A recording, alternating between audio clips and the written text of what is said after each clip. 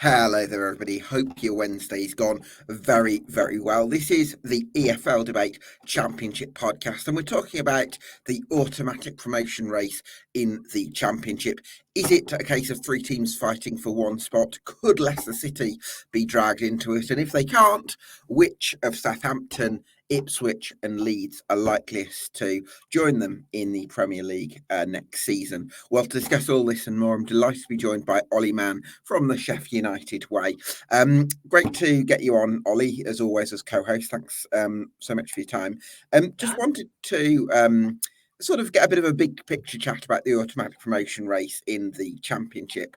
It feels like Leicester have given themselves a fantastic advantage at this stage, so it is looking like it's going to be an exciting free-for-all between the three teams that we've mentioned.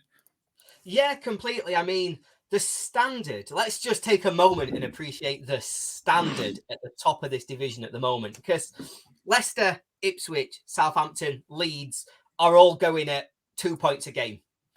That's insane. Like, if you look at 2 points a game over a season, you're talking, I think, 92 points.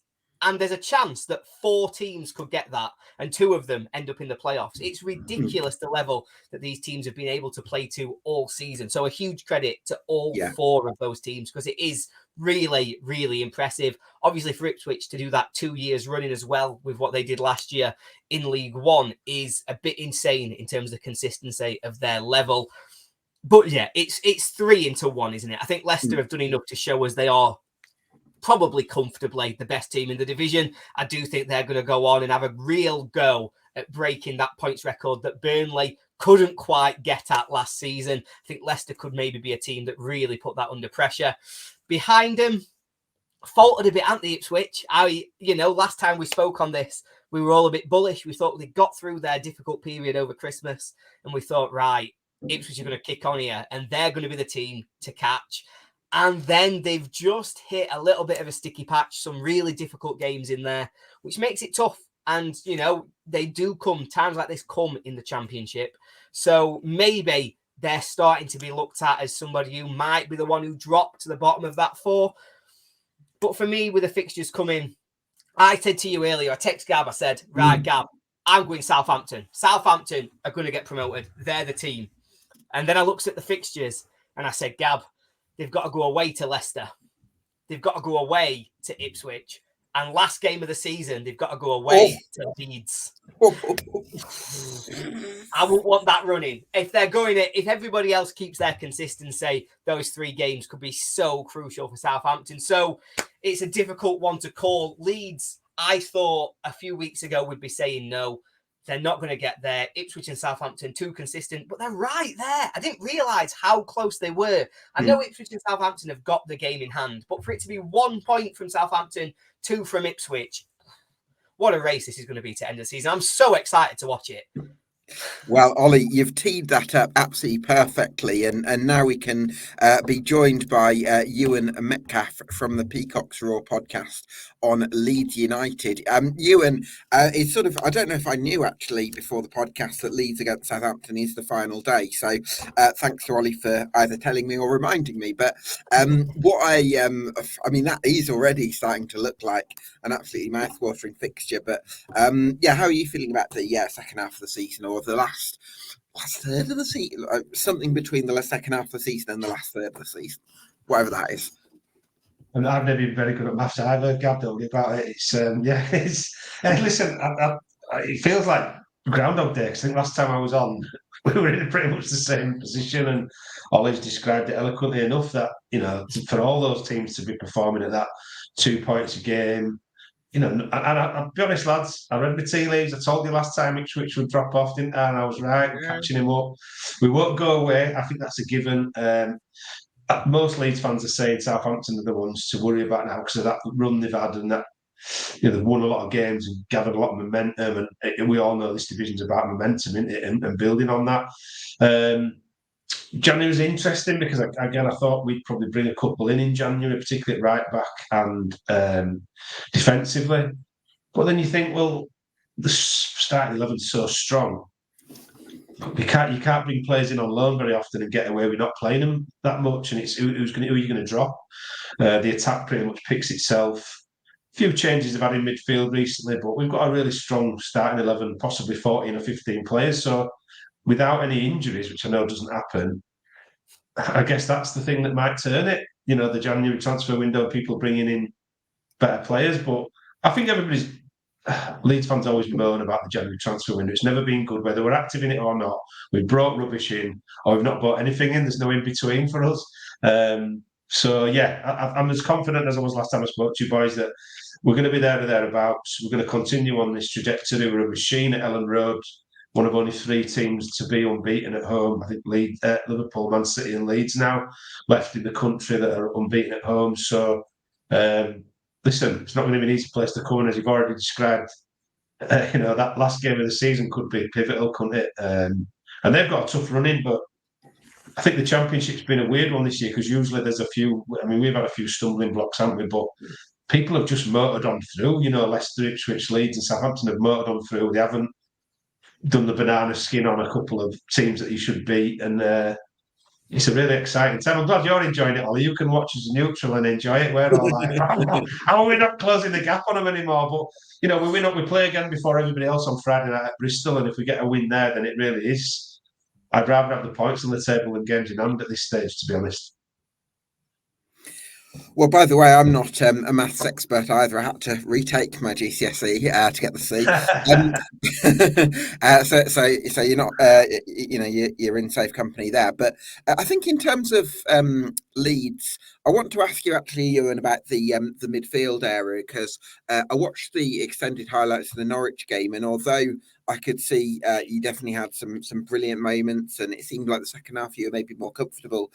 There was one moment where Johnny Rowe was able to get into some pockets of space, and I actually felt like you were a little bit slow to close him down. And on that occasion, it was just Johnny Rowe to look after. But I'm sort of wondering a little bit against some of the better teams. Are you confident that you've got the tenacity that you need in midfield to be able to shut the top teams out in when it comes to those crunch fixtures? Yeah, I mean, again, we're tight defensively, so we're not, whatever we give away, we're not giving away a lot of goals. We concede very few, particularly at home. I think Norwich, opposite way, we dominated the first half and looked comfortable, and then they kind of came into it. And to be honest, they're a team in form and looked pretty decent. I thought we kept Rowe pretty quiet. In the main highlights might have shown it different, but in the whole of the game, he did very little and they dabbled with bringing him off earlier and then eventually brought him off, and he's a good player. So, yeah, I think, listen, we've had to move Ampadu out of that midfield to play at centre half because Stroik's injured. Gruyev's only, half a dozen games into his kind of Leeds career and looks like a prospect. Archie Gray's a midfielder by right centre mid. So we've got options in there. I think, we've kind of moved the pieces around. And I think if you've got Ampadu and Gray or Ampadu and Kamara, Ampadu Gruyev in that midfield, it's a very different proposition. I don't think there'd be as much space. And I almost feel like some of the space is afforded because Firpo is a very, very attacking left fullback. He's not the greatest defender, but I think he must be up there with the best, the top assists in the last 5 or 6 games that he's played. So a different sort of proposition leads with Firpo and that midfield is like lining up as it is, but we've got options to tighten it up and be more tenacious and a little bit tighter in there if we need it against the better teams, as we showed against Leicester and the other Ipswich, of course, have not put a glove on us really in 2 games. We've demolished them in certainly the home game. Yeah. Ollie, what do you make of Leeds prospects? And do you feel like, from what Ewan said there, that Leeds could do with another option in January, maybe strengthening the fullback areas? Yeah, I think it's right back, isn't it? I think we've talked about that a lot whenever we've been on here. I think Archie Gray has been fitting in and, he's a very talented player. And I was going to say to you, and how big is that he signed that contract extension? Is that the best sort of business that you could have done in January, sort of locking down his contract? But I certainly thought they'd be a little bit more involved in January than they have been so far. I saw today that Hjelder's gone out. I think he's gone to Sunderland. So maybe that frees up a little bit of spending money. Maybe it gives them a bit more room to play around with in terms of bringing players in. But I have been a little bit shocked at the lack of business from Leeds. I thought they might be looking the same way that Southampton have done, where they've gone out, got David Brooks. I thought Leeds might be looking for something like that, a statement to just remind Ipswich that look at what we've got that you aren't. And I think that kind of statement really does make a difference for those sort of parachute teams. But what do you think, Ewan? Has it shocked you, I suppose, your approach so far? And again, just touching on that news, how big is it that you managed to get Archie Gray tied down to a long-term deal? Lads, I'm 52. Nothing shocks me. I've been around this game long enough to know anything can happen. But I think I wouldn't say shocked or nor disappointed. I'm a massive believer in what Farke's doing, and I think what he's doing is creating a unity in the team, and that shows week in and week out. And I think he's very averse to bringing in an individual. Ed Spence is a great example of this, who upsets the apple cart. So it's not just about your ability on the pitch; it's about what you bring to the changing room and to the group. And I do think that it's much more difficult to do that in January as a transient loan to bring in a player that's going to fit into the whole team. I think it's been dead important if you look at not to lose any good players. I think when we spoke last time, there's going to be people in for Rutter, there's going to be people in for Somerville. That's not happening. So that's as important to keep that core together, those performers this season together. In regards to Gray, listen, he's from an amazing footballing dynasty, a massive part of Leeds' history in the Gray family. I think that tying him down is really important. And as he's proven already, he could probably play anywhere on the pitch and be man of the match most weeks. He's a very, very good footballer, very intelligent, technically good. He's had poor games, but he's 17 years of age and he's playing. So he didn't play in out of position because I think for England he sort of plays that inverted right back role as well. So it's a huge part to tie down the people that have helped us to get here and who are, I would argue, probably first on the team sheet week in, week out. People have said, "Oh, we need a right back." We had Ayling. We've had others. Spence, and he's picked above them week in, week out. So you can't argue with the man who sees him in training every week and monitors his performances in games, that he's a player that wherever he plays will stand out because he's very gifted and he's an exceptional talent and a great prospect. So really pleased that we tie any of our young players down, because we've seen from Hjelde, we've seen from Charlie Cresswell's just getting back into the fold, and Lewis Bay and lots of other players who've come through our youth ranks don't always extend that into the first team. So to see a player that's in his debut season that has proven his worth an extended contract and has had attention from Premier League clubs is flattering, I guess. And yeah, they're pleased about it, and pleased for him because we all know what happens to 17 and 18-year-olds who move too quickly as well. It can deteriorate their sort of the curve, the kind of progression curve that they're on. And I think it'd be great for him to stay around a few years and really develop as a footballer and see where it takes him, because I think he's a great lad, great attitude, and again from a brilliant family.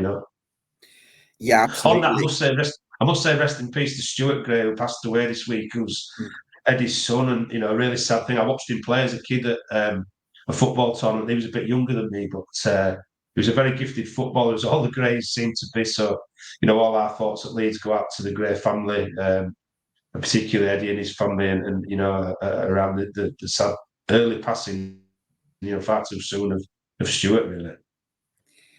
Absolutely. Well, we certainly second that. Couple more questions for you before we bring in Mark from Leicester, which is first being, it seems recently, first few months of the season, you could tell that the attacking quartet was James, Rutter, Pirro, and Somerville, and then more recently, it seems that Joel Pirro's been dropped, Jorginho Rutter's been dropped into a deeper position, and you've seen Patrick Bamford come in up top. Do you think that the current sort of quartet is going to stay in place broadly for the remainder of the season, or do you see Pirro maybe making his way back into the side? Well, that's a toughie. I like Pirro a lot. Footballer, technically very good feet. He adds a lot of links, play up really well, but I think he's sort of sounds disrespectful. It's certainly not intended to. He can be quite one-paced at times, and I think I think everybody's always argued that he should be playing 9 and Rutter should be 10. Everybody in the stadium argues it every week. Rutter's, I believe, much better at 10 than he is at 9, and he drops deep and goes looking for the ball anyway, which leaves that box empty at times. Patrick Bamford, nobody would have put the house or their mortgage on him coming back into the fray because he looks shot. a matter of weeks before he got his sort of goal, and that's changed everything, as you saw from the goal he scored in the cup at Peterborough. You know, it's a goal you wouldn't have had him scoring a month ago.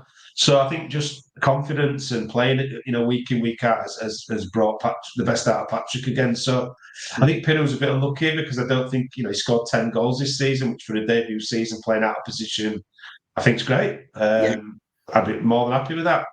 It was a signing that I always wanted us to make. You know, when we romanced him and sort of deliberated about it during the summer, I was like, oh, that'd be a great signing for Leeds. I think he'd do really well here.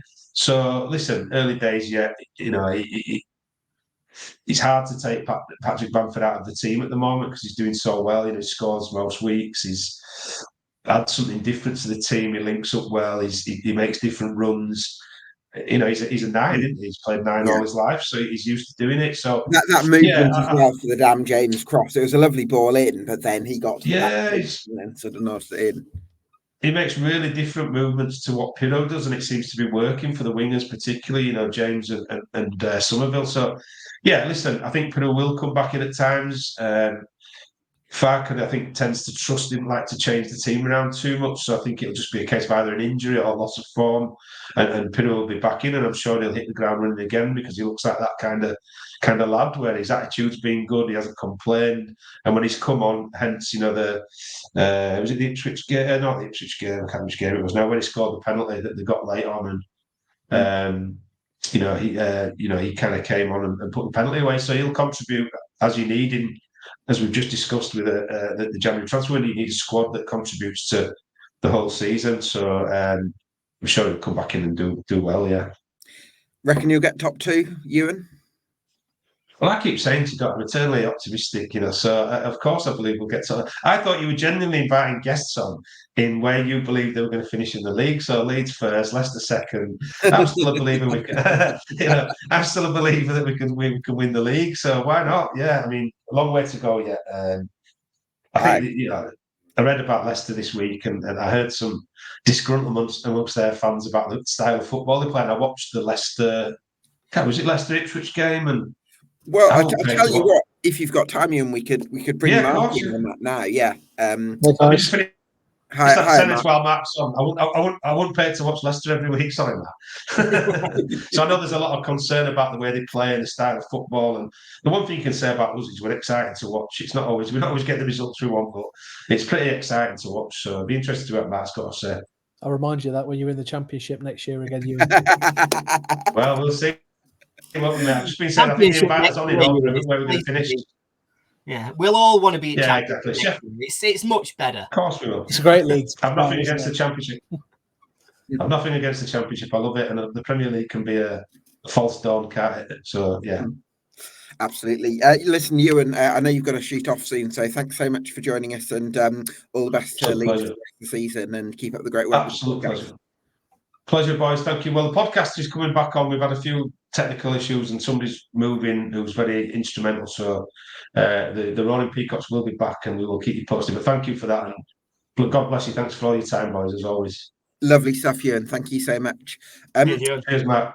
Mark, I want to, I suppose Ewan kind of introduced the topic really in terms of the sort of, well, how much of it is sort of a little bit of disgruntlement from any fans with the style, how much is Enzo Maresca's sort of frustration at that, and how much of it is just, you know, maybe the media and the, you know, the way of the modern world maybe making a bit of a mountain out of a molehill here? I think there's a genuine problem here. Okay.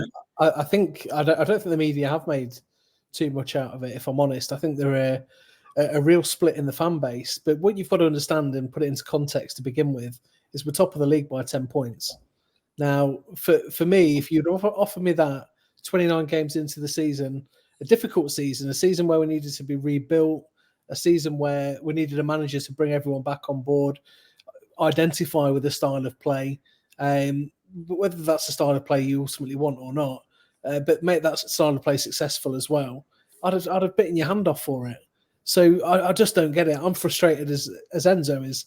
Enzo's clearly frustrated. He's come out and said, look, you know, the day that people stop believing in the plan is the day that I have to leave. And that's not something we want to hear at all, because I think we've got potential when he gets the right players in to fulfill his roles as well. Bearing in mind, he's still playing with a lot of the squad that he inherited. Yes, there's some additions in there. That he's still got sort of square pegs in round holes to a certain extent. But it's unbelievable, really, isn't it? There's a lot of... There's a lack of atmosphere, first and foremost. Let me put that out there at home. So every time anything negative does sort of come up, you can hear it more because there's nothing else for it to combat against. Right. It's disappointing in itself. It's almost like some of the fans these days are coming to be entertained and not understand that they've got a part to play as well. It's really, really frustrating. Interesting. It's a difficult one, this, because it's something that, to an extent, I can almost relate to, but it's something that frustrates me as well. And I say that in the sense that when United got promoted last year, there was a lot of disgruntlement. It weren't a really celebratory promotion. And when you end up in this Premier League, the way that it is at the minute, if you can't enjoy winning every week in Championship, then how quickly the fans will turn in the Premier League is a real scary thought. Particularly when you look at, obviously, style of play wise, it's similar to what Burnley were trying to do last season. I would, we'll argue on whether or not it's better. I think it is with better players. But I think as well that you see how that's been punished in the Premier League and some of the difficulties and almost preempting the issues that you're going to have in September next year. If these fans are already disgruntled, do you think that in terms of that step up, because I think we all believe that Leicester will be promoted and will be promoted relatively comfortably, do you worry about how you transition to the Premier League? Or do you think actually with better players and that you've shown enough in terms of being able to play quicker, that you will be able to make that step up relatively comfortably? Well, I think Burnley are a great advert for what not to do, actually, the season after you steamroll the Championship. And no doubt that's what we're doing at the moment this season. We are, in my opinion, and I'm quite biased, but I think we're comfortably the best side there. Bearing in mind, we probably only play for about 15, 20 minutes a game, some might say. But in that 15, 20 minutes, we're steamrolling teams, with our moves that we've put together, and we're unplayable at times. So for me, I understand why there would be a fear at the back of the mind to what might happen next season. But you have to look at this season first. And you've got to understand that the remit was get back out of the league as fast as possible. And that's exactly what we're doing by any means necessary. That's what we're doing. And yeah, it's not everyone's cup of tea, but actually the shout that you hear more at the ground than anything is get it forward. Like we're back in 1975 or something like that. You can relate to that one, Ollie, can't you? Yeah. Sit next to my dad for a day and get it forward, lads. That's what we're up against a little bit. I think Yannick Vestergaard's touched the ball more than anyone else in the league this season. That tells you how much of the time we do play around at the back. I think the challenge is it's not so much what we do to get in front. It's once we get in front. I think that's where the frustration comes in. We could have had 6 or 7 last night. Let's be really honest against Swansea. I thought we're a poor side, if the truth be told. The same token, Gab, against your lot on Saturday in the Cup, we could have been 3 down at half time. But that was with a very, very different side out as well. So it's just a bizarre situation to be in at the moment as a Leicester fan. But for me, I'm right behind Enzo. And to be fair, I think the majority of the fan base are as well. Yeah, I think the last thing I would say on that in terms of style of play, and obviously people have their own opinions and I completely get it, but currently Leicester have scored the most goals, created the most XG, they've conceded the least goals and conceded the second least XG. If that's not doing it for you, I don't know what the fans would want. That is pure domination. If you can clip that, Gab, I'll retweet that on my page later. Just put that out there. That'll be fine. Yeah. Listen, I understand that, certain demographics of fans are going to be more drawn to certain styles and, some like the feeling of getting the ball forward earlier. And I do totally get that. But I also think you'd like to think that Enzo Maresca's earned a little bit of buy-in and hopefully you can get that. Are you expecting any more business between now and tomorrow's deadline? Well, we've had this Stefano Sensi deal come in since he was about 18, I think. No, seriously, the whole window, we've been waiting for this deal to go through. And every time anyone asks Enzo about it, is people have to go out before they can come in. I think Fabrizio Romano's tweeted 12 times now about Stefano Sensi, which is it's got to be a championship record. Saying that the deal's done and everything's in place. I think we need that quality of player in the central midfield. I'd argue that we probably need 2 central midfielders.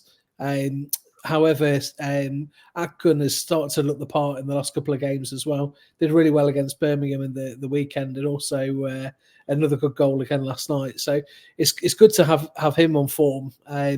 But I think that's the deals that we need to do. I've just seen that Sheffield United maybe after Harry Souttar, Ollie, as well. I'm not sure if you've seen that. I think that would be a great buy. I really like Harry Souttar. He just doesn't fit the mould of what Enzo's trying to do at Leicester because of his ball playing capabilities, I think. So it's a bit of a shame from that side. I'd prefer Souttar in my squad to maybe Connor Cody, who has been ropey, I think, at times when he's played. But at the same time, he's not getting that run of games to find that first team fitness as well. So that's the business I'd expect us to do. I don't think there'll be anything more than that. I think the Kiernan Dewsbury Hall rumour is fizzled out now, which is great. Because if that we talk about fan bases having a meltdown, if we sold Kiernan Dewsbury Hall on the last day of the transfer window, I think that will be the difference between us going up automatically or not.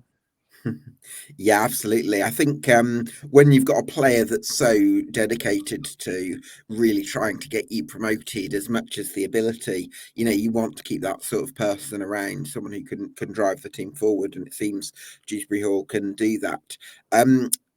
I want to ask you about the form of Harry Winks, because we were talking about him earlier this season as a really crucial player for Leicester in the way that Enzo wants to play, along with sort of Vestergaard and Hermansen.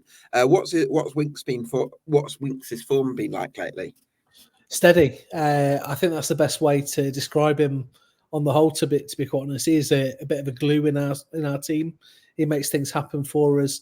He'll get the ball deep, and then he could be part of that backwards triangle of passes that seems to last for a while. But he also can take the ball and run with it and play some really nice progressive passes as well. So he's just been superb this season. Every time I watch him play, I turn to my mate that I go to the football with and I say, "He's class, isn't he, Harry Winks?" And we just have to agree on it. He's too good for the Championship. And that's no disrespect to the Championship. It's every bit of respect to Harry Winks. He's just a bit of a class above. So I don't think his form's dropped. I think his media interest has probably dropped a little bit. He's not got the goals that he got like he did against West Brom and QPR earlier in the season, quite close together. But no, I think he's a key player for us. If he got injured, I think we'd be in trouble. And I think that's why they want to get the Sensi deal over the line, because he can, of course, play as a 6 as well as an 8. So that'd be interesting if we could get that done. Well, hopefully you can close the deal. Mark, I'm not going to ask you whether you think you're going to get top 2, because it feels like a little bit of a for the information we have now, it feels like not something that's worth discussing almost. But I do wonder, earlier in the season there was talk of Leicester City, maybe challenging for one of the highest ever points totals or something like that. And I do wonder whether some of the noise we've seen recently and possibly the atmosphere, like you've touched upon, means actually there might be some room for Leicester to drop a few more points in the remainder of the campaign, maybe more so than we've seen so far. Yeah, I guess the problem you've got, Gab, is this is Leicester and we don't do anything easily usually. If you look at our last 10 years, they've just been absolutely wild. So, including missing out on the Champions League twice, having held similar points advantages to what we've got now.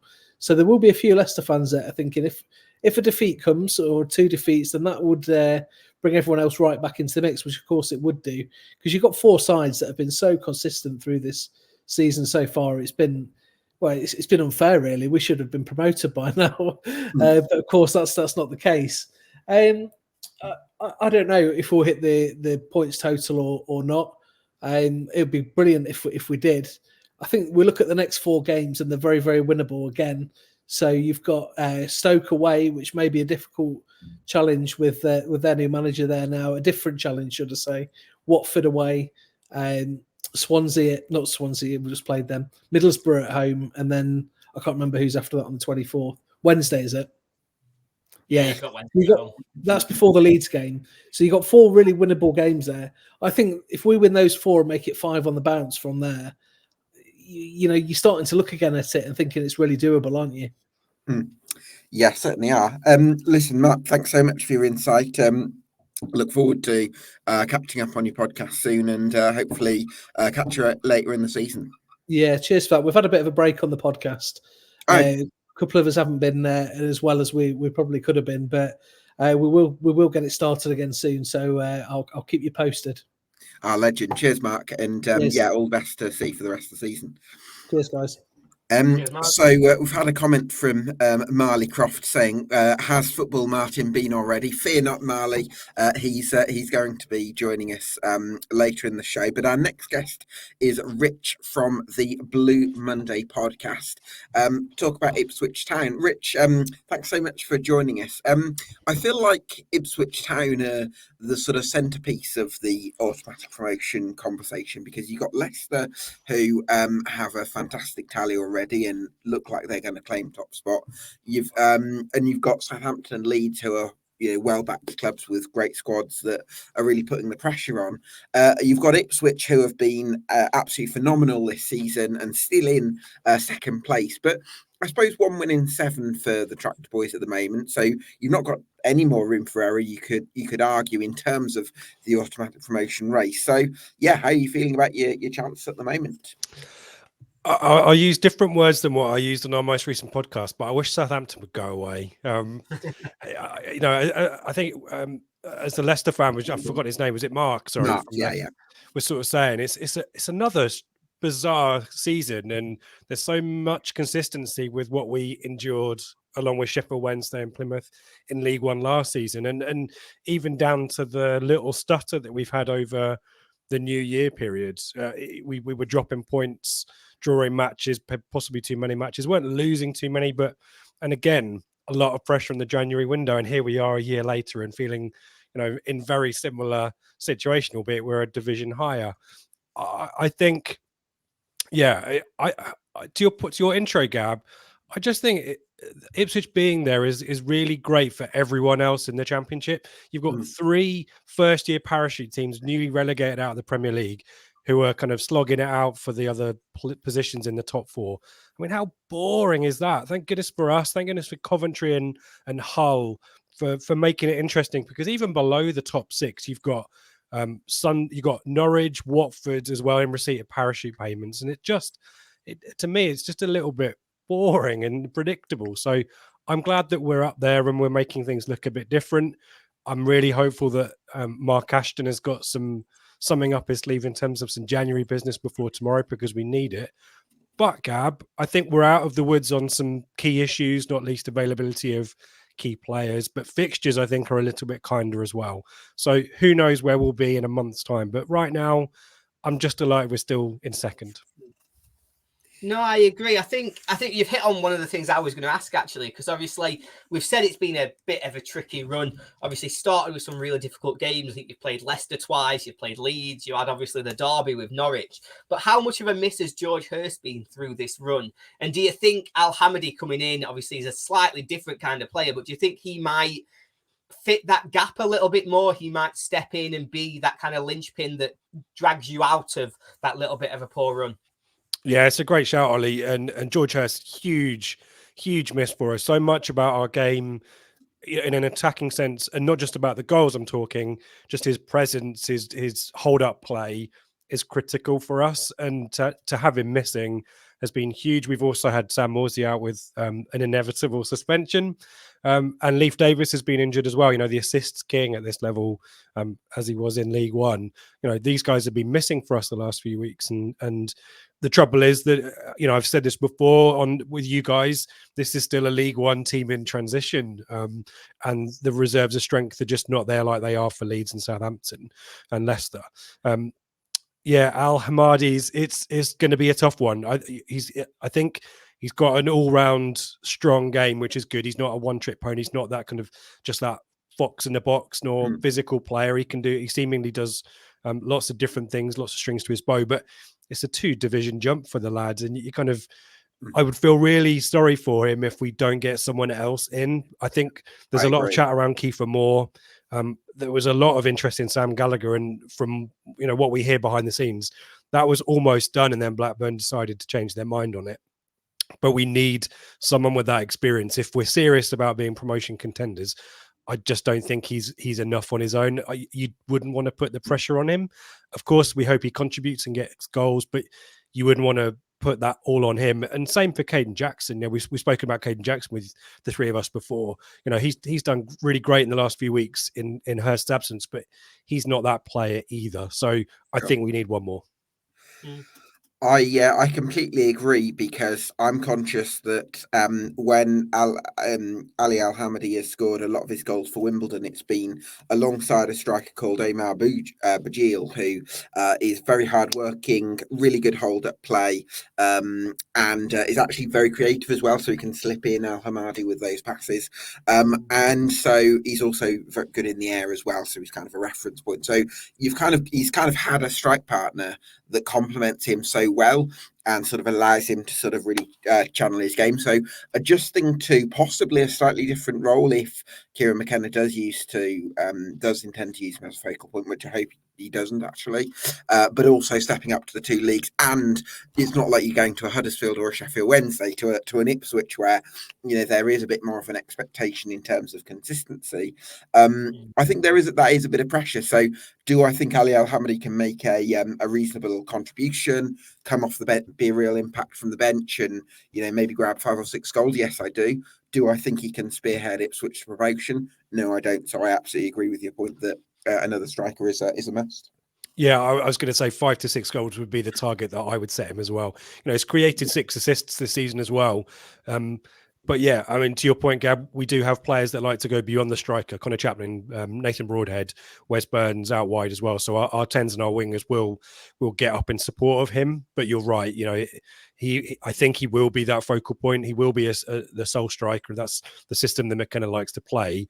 He's got to kind of maybe learn that a little bit and figure out when he needs to go and when he needs to sit and all that kind of stuff. And that takes time. And what you don't want, I think, is to put him in the firing line with a fan base that is, a little bit expectant. We're not expecting like Leeds and Southampton and Leicester fans, but similarly, we're in a great position now. And even there's been frustration at certain matches where I would refer people to our podcast from the weekend about what happened to us last Saturday, but not taking chances was the kind of key takeaway from that match. And, that frustration's there. And, if he goes a few weeks without scoring a goal, like he did for AFC Wimbledon last year, it took him a few weeks to get his first goal for them. You just don't want to put him in that situation. And yeah, as we say, a more experienced head would really help. Yeah. How much? So we've talked there a lot, obviously, about the business that you've done so far in January, but it's almost what I was talking about earlier with Leeds. And I talked about the psychological impact that January can have for teams, for clubs, for players. How much do you feel that pressure in terms of Southampton going out and getting David Brooks? How much do you feel that kind of, this just is not a fair fight? Yeah. Does the fans get that? Yeah, well, as I said, we've talked about it on our podcast only the other day. I think probably it just confirms what we already know, if I'm honest, Ollie. We knew it wasn't a fair fight going into it. We've done amazingly well, not only to get ourselves in front of a lot of these teams who've got an abundance of riches, but to stay there. And Southampton have obviously closed that gap. And for honest, on an amazing run of form that you just can't see ending. It's an interesting one. They've got Rotherham away on Saturday, and Rotherham have got a really great record of stopping the top teams getting 3 points. We know to our cost live on Sky on a Tuesday night, and I think Leeds have drawn there as well. Borough, I think maybe Sunderland as well, if I'm right. Didn't get wins there, so it's not a foregone conclusion. But I just think Southampton are so in the groove right now, and they're just supplementing the strength they already have. So I think probably all it does, Ollie, psychologically, is just make us actually more emboldened. It's like, right, well, the odds are against us already. We're here on merit now. It's not like it's October, November. I remember speaking to you guys and sort of saying there's a point where it's not a fluke anymore. And I think there's a bit of devilment about us that goes, right, well, this is a challenge and we're up for it, and we might fall short, but I actually quite like the fact that we're there to be. It's a target for Southampton now. Great. I mean, who are we? We're a promoted League One club. We're out of our depth, but we're there on merit. Bring it on. Absolutely. Well, do you know what? I wasn't actually going to entwine the segments on Ipswich and Southampton, but see, it seems to work quite nicely. So we'll bring in Martin Sanders, who's Martin, go. Martin, just leave us alone. Just let us have second. You'll win the playoffs. It'll be fine. I don't want to end up in the playoffs. No, neither do we. Absolutely don't want to end up in the playoffs. But no, I really admire what Kieran McKenna has done at Ipswich. I think he's done a brilliant job. Superb job. Nice little buffer as well. That we've gone on a really, really good run, haven't we? We've done really well to kind of close that gap, but we can't afford a wobble. And I keep looking at the fixtures coming up, and I break them down into sort of 2 fixtures at a time. I look at the next 2 is definitely winnable, but then the next 2 after that are both on the road in the same week. Bristol City on a Tuesday night at Ashton Gate, and then you got to go to West Bromwich Albion on the Friday, and I think that is a massively tough game. So yeah, I just keep breaking it down and just take it step by step, and we're due a wobble somewhere. How we keep it going, I don't know. It's really tough. Yeah, and do you look ahead to that last day fixture feeling that could be pivotal, or I guess you're hoping it'll be done by then, will you? I'm hoping it'll be done by then. You won't want to go to Ellen Road on the final day of the season needing something. They're so good at home, aren't they, Leeds? They just don't lose games at home, and I still think that they're the real dark horses. I think they're the one side that will put the big pressure on Ipswich and Southampton. I think we're all looking over their shoulder at them. They play before all of us, I think, as well, don't they? They play Friday night, Leeds. It does, yeah, they do. They've got Bristol City Friday night. And there's no doubt that playing the game earlier, it does put pressure on the teams that are kicking off later. I thought that when we played Sheffield Wednesday at St Mary's and Ipswich were playing Sunderland later on that evening, we went second for a short while of time. It put a little bit of pressure on, but Ipswich went and got that result against Sunderland. It's a fair play. They'd done what they had to do, and that's what Ipswich keep doing. You're still good at home. I think. You'll stretch it. I think you'll be right there at the end. I think it'd be between the 3 of us for the second. I really do. I hope so. I mean, then we got the point at Leicester as well Monday night. We had to watch all of you guys play the preceding few days, and all of us were kind of hoping we'd get something, but had no expectation in that second half there. The fact that it preceded what happened to us in the FA Cup on the Saturday just made last week so much more bizarre. But I think that's to what we were talking about, Gab, in terms of just keeping our noses in front. I think it's been massive psychological boost for what Martin was just talking about, and we keep doing it. All we need to do is match Southampton's points tallies, really, don't we? At this point, yeah. And then we've got to play each other, haven't we? That's the big thing. We have at Portman Road as well. We've got big games away from home, and that's probably what concerns me the most is those away games and whether we've got the steel to go into those and get the results that we require. We're better at home than away. We've been a little bit shy of really finishing teams off away from home. Hopefully that David Brooks will give us that little extra edge that we might not have had. I don't know. It depends what impact he has when he comes in. My question mark over Southampton, Martin. First of all, I think the unbeaten run you've been on, I don't quite know what the number is now, but it's certainly in the 20s. Absolutely, 20. Thank you. It's absolutely. Cheers. It's a phenomenal run, and deserve an awful lot of respect for that. And I think you've played really well. But I noticed in the Swansea game, although you dominated so much of that, I did feel like at 3-1 you actually rode your luck towards the end, where 1 or 2 times where you did get caught playing out, and that kind of invited Swansea on to a bit of pressure. And I do wonder, is there that danger that Southampton, against some of the better teams in those crucial away games that you've got coming up, could that be your undoing a little bit? It could be, yeah. That I was down there at Swansea for the game. It was like the first half. There was so much space. I think Swansea were just really poor on the day, and we were really at the races. I think when you're in form, and I think Rich would back me up on this, but when your team's got that mentality of winning, and it's just like a little snowball, and you just keep picking it up, like you're picking up bits of snow, which is your points all the time, and everybody's in the same groove, aren't they? It's just a really nice feeling when you're flowing, and we were flowing, and they weren't. The new managers come in, and we just caught them at the right time, but we let them back in. The substitutions that he made that day. Russell made the 3 that he brought on really struggled. Rothwell coming in for his first his first appearance wasn't up to speed, and they made substitutions around the same time, and they just started to build a bit of pressure on us. And it was just about us not really being focused and not being that switched on. And sometimes you really have to be, it's for 90 minutes. You can't do it for 60 minutes, 65 minutes, because against the better teams, like you say, they'll pick you off and they'll beat you. The likes of Leeds, Ipswich, Leicester, they will do that. And they will punish you. We would have got punished against a side that was a little bit more clinical, because they had the chances. They just didn't finish the chances.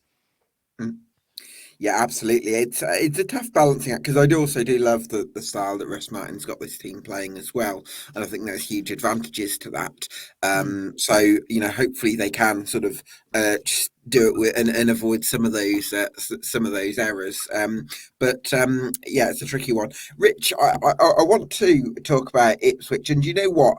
I'm kind of going to draw a line under the Maidstone game, because Please do. Yeah, because it would be the easiest thing in the world, wouldn't it, to look at the defeat to, a step to a non-league opposition at home and say, that's a really worrying thing. But you know what? The number of chances that you created in that game, it's like, I feel like it's sometimes you've just got to say, A, well done to the opposition for putting their bodies on the line, and B, that's kind of football, and that sort of sometimes happens. But do you think the striker position is the only area that you need to strengthen, or do you think the return of key players, like you mentioned earlier, means that the squad's looking a bit fuller at the moment? Yeah, just very briefly on what you were saying there, Gab, in terms of drawing a line. I mean, the one thing we can take out of last Saturday is the fact that anything is possible in football. And as I said, we are punching well above our weight in this promotion race.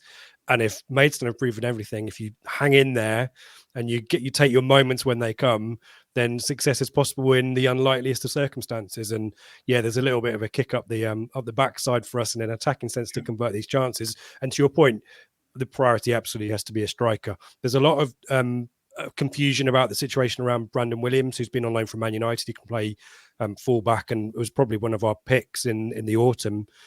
Preston, I think it was, went from one end of the pitch to the other and scored a goal off the post. And assist at Sheffield Wednesday as well for the winner as well in September. Yeah, and I think he was involved in the Huddersfield equaliser as well, but has really tailed off and a lot of stuff that we don't really know what's going on there. So if he's going back to United and being recalled, then we've been lit with Marvin Johnson and left back cover. I think we've probably got enough at right back with Axel Twins-Abbey and maybe Janai Danasi, and again, probably not as strong as Harry Clark or Williams on his day. But full back, maybe Gab is the only area probably where there's a question mark.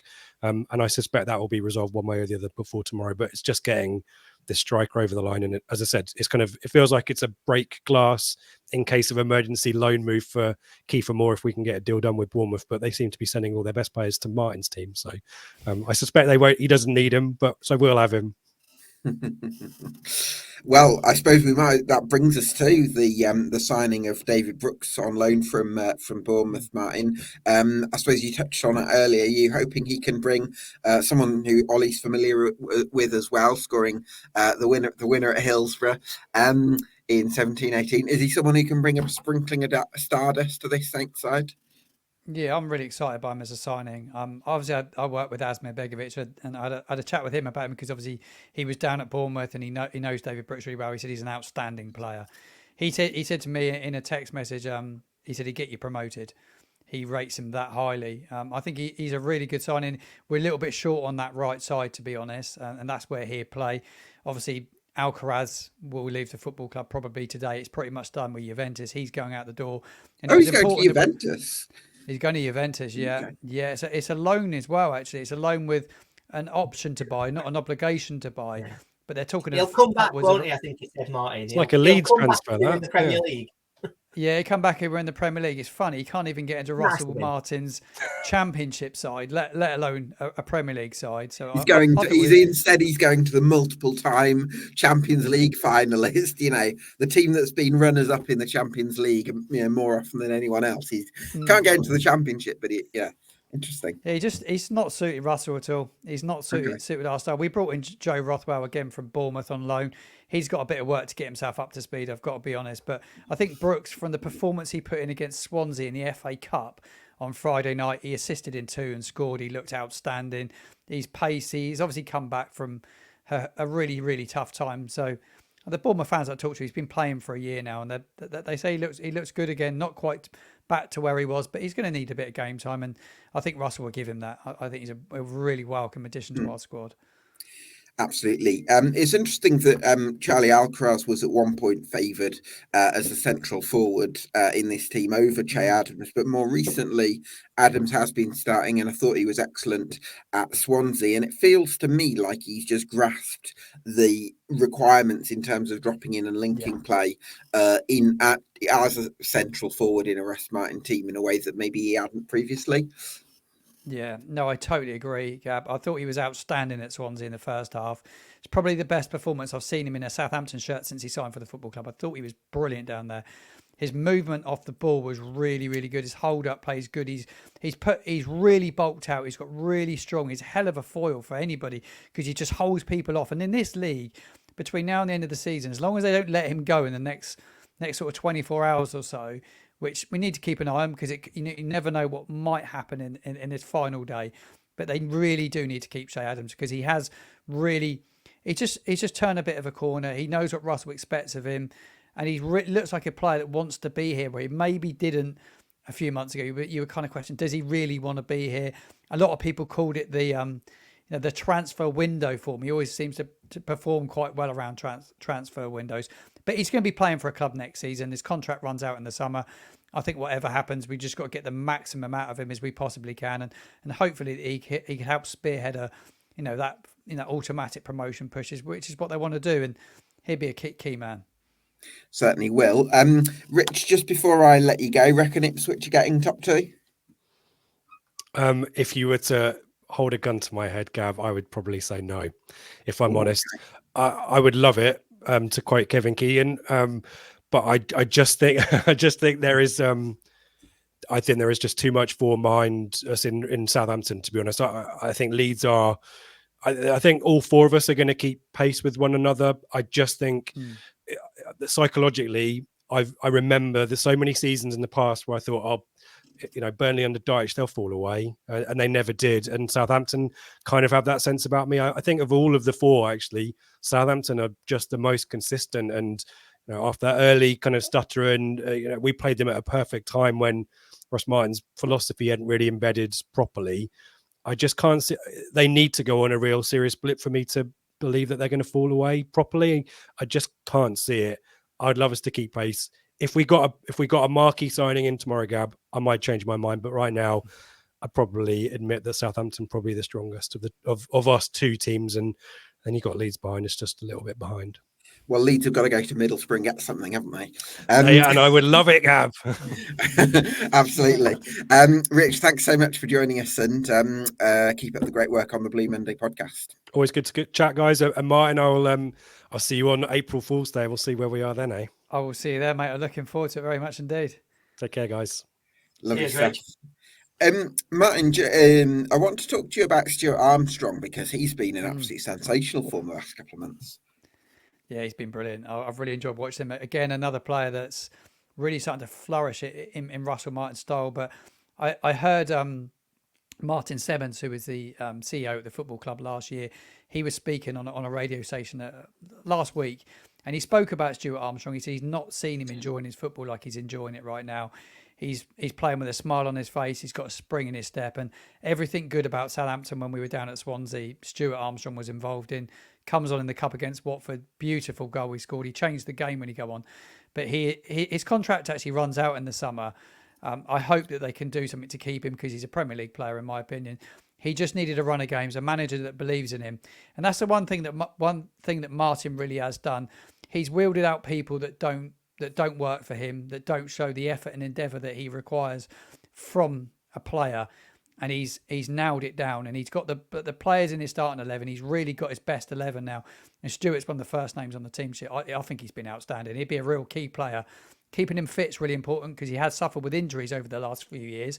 But keep him fit, and he'd be golden between now and May. Certainly will. Are we looking at Adams, Armstrong, and Flynn Downs as being the real key men for Southampton going into February and beyond? I think the spine of the team's real key. I think Bazunu in goals really important. He's involved so much as a goalkeeper. And at times Russell's he doesn't like it. You can get late in games and they can keep peppering the ball back to him and put him under loads of pressure. And we have let in sloppy goals. One of them against Plymouth was sloppy. It was just the ball was peppered back to him way too much. But he's really good distribution. He's key. Harwood Bellis at centre half has been outstanding. I can't speak highly enough of how good Harwood Bellis has been. His distribution's a different class. And Russell, though he's been really stubborn in the way he wants us to play, because he admits it himself. He's stubborn in the way he wants to go about things, and I massively admire him. The one thing he has tweaked is he does let him go a little bit more direct. So he's the one player that will pick passes.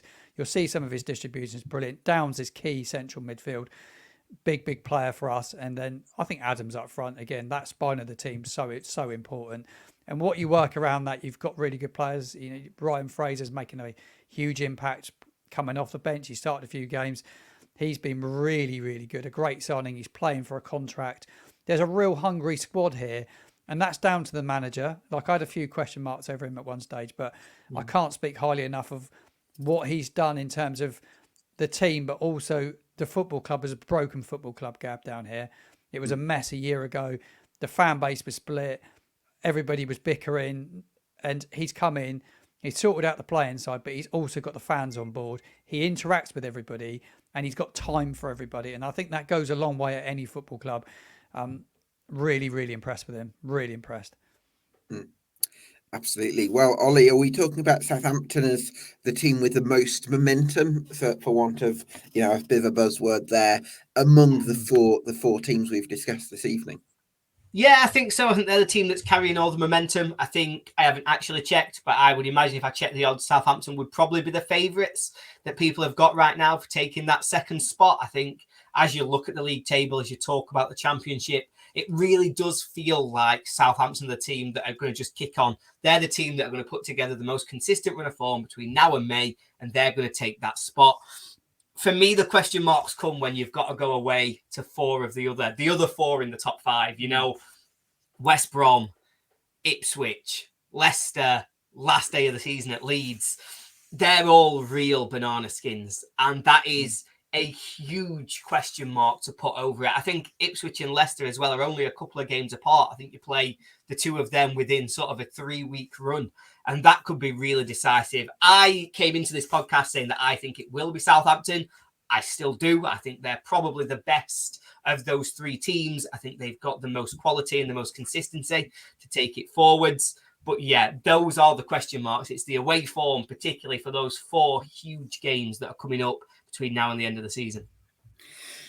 Well, seeing as you mentioned the odds, Ollie, I've gone on to BetVictor. Leicester 1-20 for a top two finish, so that shows how much they're expected to finish the job.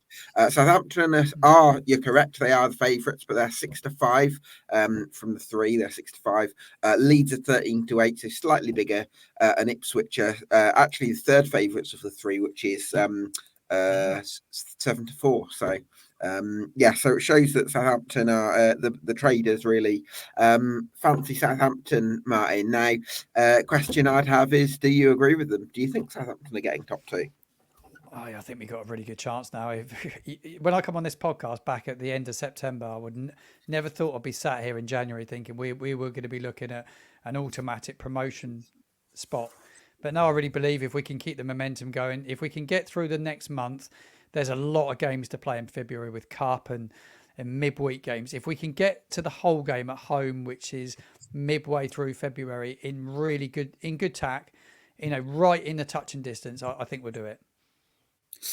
Yeah, do you know what? I don't know what you think, Ollie, because I think you were Southampton before the podcast. I was probably wanting to side with Ipswich before this podcast, but having heard Rich speak and just hearing Martin wax lyrical about where Southampton are at the moment, I probably am inclined to edge towards the Saints. But I think those three away games are going to be absolutely crucial, because I think you're going to have to. I think you're going to have to take some points in those. Yeah, completely agree, Gab. They're the ones for me.